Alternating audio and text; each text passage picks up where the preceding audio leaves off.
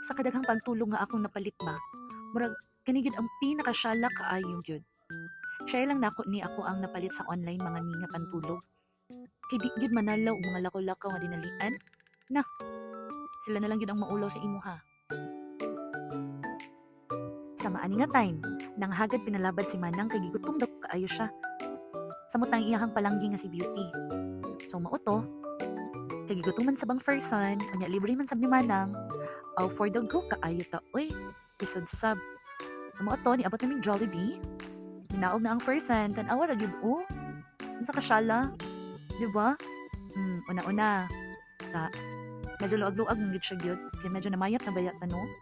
So lakaw na siya ron. Feeling kaayo. Ja, sino kayo dyan? So na siya, nahitabuan na ng gabi una. Diba? Da, syalan kaayo, di gid manalaw ang ato ang baratuhon nga pantulog, pero grabe nakasyalan kaayo, di kita maulaw, ma'am. Diba? Baga kaayo naong, no? Tuplok-tuplok, murag siya ang mabayad. Diba?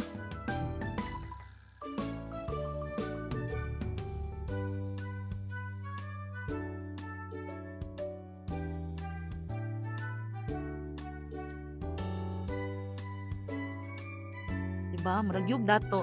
Lakas makadato kaayo ma'am bisag wa tay kwarta. Delivery ra baya ta ani. Muna siya, 'di ba? Ako lang ang murag nagbayad dira ano, pero gisugo ra gid ko ni Manang gyud. Ang tinuod gyud ana si Manang gyud. 'Di ba? Pati ng cellphone nga ako ang dala, iyan na.